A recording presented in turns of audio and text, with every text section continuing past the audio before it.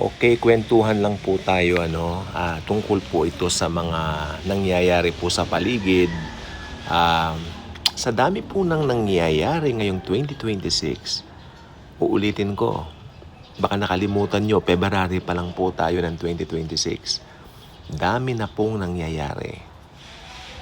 Ang daming mga nakikita kong conversion na nangyayari. Conversion means mula sa dati tungo sa bago. At narinig ko po ngayon, talagang pinagtutuunan nila ng pansin na wala nang gagamit ng money pagdating ng araw. Dahil talagang ito po ay tutok na po sa digital. Alam naman natin yon, maganda yon, protection yon. I remember when COVID strikes 6 years ago, kami po ay nagkaroon ng tinatawag na parang syempre wala namang kaming ginagawa, hindi kami lumalabas, we're just sitting here, nakaupo, mga pinsan ko nandito, kwentuhan kami. Dahil mga kapatid ko nasa Amerika naman sila, ganun din ang situation. They cannot just go out without this ID. Di ba tayo po dati meron tayong ID? We need to go to the market with the ID. Naalala niyo po ba yon? Na may mga schedules pa nga, o sa araw na ito ganito, ganyan. And right after that, nagkakwentuhan kami. Yung auntie ko from the States, nandito siya noon. Buti nila nakakuha siya ng, anong tawag dito, nakakuha agad siya ng ticket pabalik ng Amerika. Dahil 2 days bago siya umalis, nagkakwentuhan pa kami. Sabi niya, parang sinadya itong pandemya para ma-ship sa digital lahat. Hindi ko pinagtuunan yan 2020 yan. Nandun pa rin tayo sa old system. Parang nahihirapan tayong umusad. Yung mga bagay na hindi natin alam noon, ngayon naging totoo na. At meron pong isang bagay na lumitaw sa eksena. Okay? Na dati po ay parang imposible. Ito po ay ang AI. No? Dati parang imposible siya. Hindi yun totoo. Hindi mangyayari yan. No? Kasi ganito, ganyan. Pero ngayon, sistema na po natin siya. Okay. Natatandaan nyo po dati, nung nasa COVID season tayo, marami ang nagagalit, marami ang nabubusit.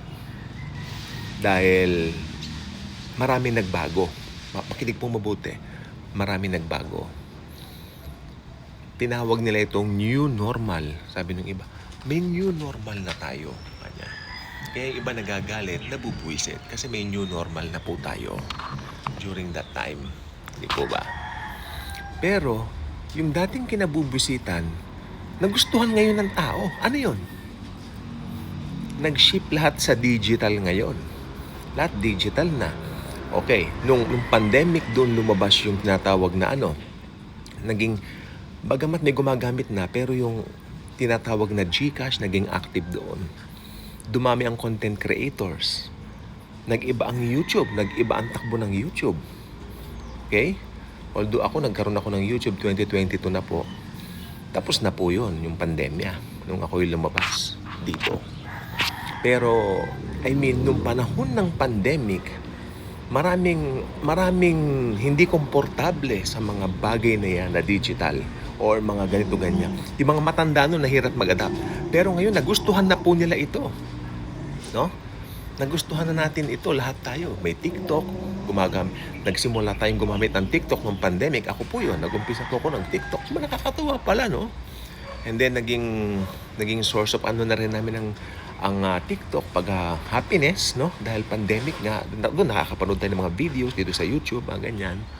Dumami ang content creators. So marami nagbago, marami nag-ship, no? Pero ang pinaka matindi po rito na nakita ko ngayon, nung pandemya, doon sinimulaan yung tinatawag na magkakaroon ka ng ID para ikaw ay makapunta sa palengke, makaganyan. May natatanaw po ako noon na parang may sistemang sa bandang huling panahon gagamitin yan. Okay? Hanggang dumating nga po yung pag-i-inject ng 2021 doon sa mga na-COVID, no, yung mga bakuna. Kaya po maraming naniniwala noon na yun daw yung tatak o marka ng 666. Pero hindi po yun. Kaya nga po, kung hindi ka babad sa salita ng Diyos at hindi mo alam yung konteksto ng Bible, maliligaw ka talaga. Sabi naman ng isang auntie ko, ang COVID-19 daw, yan daw po yung parang Third World War na raw yan. Sa bagay, I believe. Iba na po ang panahon ngayon. Digital war na po ang datingan ngayon, no? So marami po nagbago. Simula nung COVID na yan, tandaan niyo po, marami na ngayon gusto digital na lang. Dati, masipag ang tao, mag-shopping, lalabas. Ngayon, puro tayo nasa Shopee, nasa Lazada. Marami na nagbago. Humina ang mga sinihan. No, wala na pong ganong nanonood ng movies. Lahat nasa Netflix tayo. Nandito na tayo lahat sa YouTube. Yung mga pagbabagong ganyan, it's very natural. But I will not say it's common dati. But it's common now. Dumating yung araw, yung pandemya natapos. 2022 to be exact. Natapos ang pandemic buwan ng October. October 2022 tapos na po yun. Ako lumabas ako dito September 2022. So tapos na ang pandemya nung lumabas ako. Pero marami akong bagay na na-observe.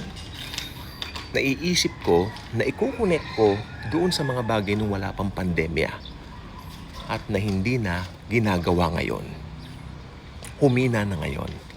At merong isang lumakas ngayon na talagang isang sistema na talagang napahanga ang buong mundo ngayon. AI.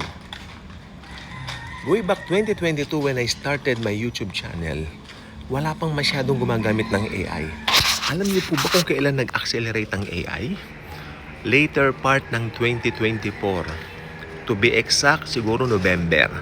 November 2024, narinig natin na hindi na po gagamit ng dollar ang mga tao. Parang may something na parang naibalitang ganyan. At hindi nga lang po natuloy. Kulit na mga aso ko. Pakita ko po sila. Pakukulit yan. Ayan. During that time, parang naichika o naibalita na yung dollar nanganganib, ganito, ganyan na. Pero alam niyo hindi po natuloy. Pero ganun ba man, mula doon sa balitang yon, umusbong yung AI. Kaya pagpasok ng 2025, naka-AI na tayo. Mapapansin niyo yan sa mga bagong mga cellphones, no? Mga bagong telepono ngayon na lumalabas. Kailangan naka-AI, ganyan. At sabi nila, nanganganib ang itong Apple phones dahil mabagal sila sa usad sa AI. So I can say, itong AI, ito po yung pagbabago na talagang nasaksihan ng mundo mahigit 1 taon na nakakaraan.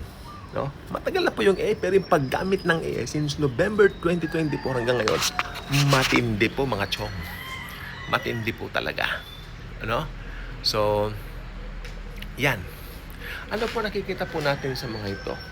Nakahanda na po. Wala pa yung Antikristo. May nagsabi dito kanina. Kaya marami nate-attempt, sabi nila, Antichrist daw yung AI. Paano magiging Antichrist ang AI? System lang po yan.